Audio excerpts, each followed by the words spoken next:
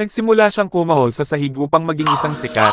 Siyempre hindi lang siya ang gagawa nito, tinapon ng mga babaeng ito ang kanilang dignidad para maging leading actress. At sinubukang pasayahin ang producer, sa huli, dalawang babae ang halos hindi nakapasa sa initial audition, pero ang hindi nila inaasahan ay ang film retest ay mas mapangahas pa kaysa sa initial audition. Sinabi ng producer na silang dalawa ang unang maghubad ng damit sa isa't isa. Sino man sa kanila ang masugitan ng salamin, ang dalawang babae, ay walang sama ng loob na lumuhad sa sahig at nag-away sa isa't isa. Si Nina ang nanalo para umarte sa pelikula pagkatapos ng matinding pakikibaka. Pero ang sumalubong sa kanya ay ang maruruming alituntunin ng entertainment industry. Kinaladkad siya ng producer papasok sa kwarto, hindi siya napigilan ng isang mahinang babae. Kaya ipinagpalit ni Nina ang kanyang dignidad sa pagbabago para gumanap bilang lead actress. Pero nalaman na lang niya pagkapasok niya sa set na wala siyang presensya bilang lead actress. Isang araw nakahiga si Nina sa kalsada at nagsushooting ng eksena, matapos sumigaw ang director ng cut, ang lahat ay nagligpit at umalis agad. Wala man lang lumapit para mag-asikaso sa kanya, may mabilis na sasakyan at muntik na mabangga si Nina. 12-dosenang dumplings na ang kinain ni Nina habang nagsushoot ng dumpling scene, pero paulit-ulit na inulit ng director ang eksena. Hindi lang pinagmukbang si Nina, tiniis din niya ang pangungutya ng direktor, bagamat alam niyang sadyang pinapahirapan siya nito. Pero ibinente ni Nina ang kanyang dignidad para makuha ang leading role, maipagpatuloy lang ang pagganap para kaya niyang hintayin ang araw ng tagumpay. Sa kasalukuyan, kapag nagsushooting siya ng isang importanteng eksena, paulit-ulit na nag-e-ensayo si Nina at ang aktor, pero laging hindi kontento ang direktor, kaya hinayla muna niya ang kamay ni Nina at pinagmukhang baliw. Pero nakita niyang wala pa rin sa ayos ang performance ni Nina kaya napahawak si director sa leeg niya, tinignan siya ng director ng masama at sinampal siya ng maraming beses, sinigawan din siya na wala siyang kwentang actress. At tinawag na asong babae. Sa isang iglap, lahat ng pagkapaiya at kahihiyan ay pumasok sa kanyang isip, sa wakas si Nina ay sumabog sa sama ng loob. Tinutukan ng kutsilyo ang aktor at pinagsigawan ang mga linya nito sa sobrang galit. Kontento na ang direktor sa eksena, pero habang nagpapahinga sa kalagitnaan ng eksena, nilagyan ni Nina ng yelo ang mukha. Tahimik lang niyang nilunok lahat ng hinanakit ng muli niyang makaharap ang direktor.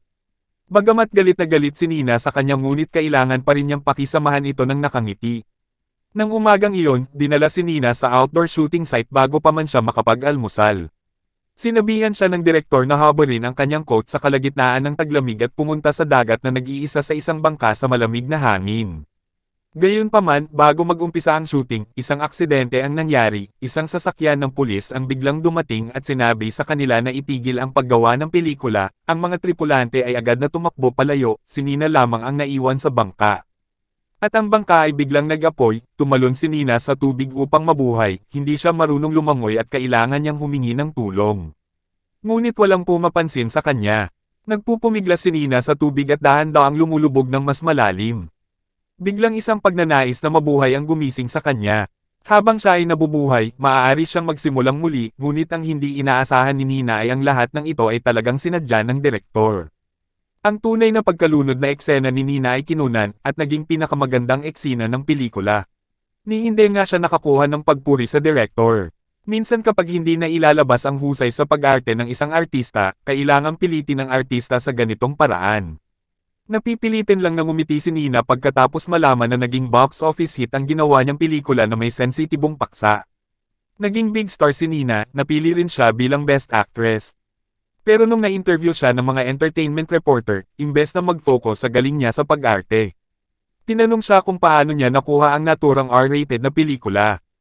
May mga nagtanong pa sa kanya kung ano ang relasyon niya sa producer, noong malapit nang magalit si Nina ay dumating ang kanyang agent para kunin siya. Ang babaeng taga-nayon na ito ay unang pinagtawanan ng producer na parang aso para maging big star.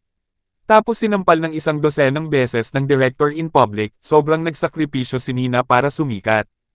Pero kinwestiyon na nagawa niya ito sa pakikipagtalik sa direktor. Ang resulta, napasama ang reputasyon ni Nina, dumami pa ang tsismis tungkol sa kanya sa internet. Binalak ni Nina na bumalik sa kanyang tahanan sa probinsya para makapag-adjust. Upang maiwasan ang publisidad, at pagkatapos ay babalik sa set upang magpatuloy sa pagtatrabaho. Ngunit sa kanyang paglalakbay, siya ay nakabangga ng isang libing sanayon, isa sa mga lalaking nakasuot ng itim na maskara ay sinunggaban si Nina, at sinabi na ang kanyang ginawa ay hindi malinis. At pagkatapos ay itinulak siya nito pababa sa damuhan. Kinagabihan, umuwi siya para maghapunan, puro pangungutya ang mga kamag-anak niya, walang tigil ang pangungutya kay Nina. Kinabukasan, bumalik si Nina sa lungsod, akala niya nakapunta siya sa beauty store para magpahinga at magsuot ng mask para mag-relax. Pero sa pagmulat niya ay bumungad sa kanya ang actress number 3, na naging katunggali niya para sa pagkakataong maging lead actress. Takot na takot si Nina kaya agad siyang bumangon ngunit napaso ng aparato.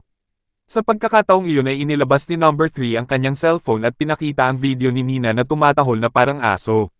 Binanta niya si Nina na epopost ang video sa internet, binuksan din ni number 3 ang camera para piliting ibunyag ang katotohanan na siya ay natulog kasama ang mga direktor. Buti na lang nakatakas si Nina at agad na hinabol si number 3 para kunin ang phone sa kamay niya.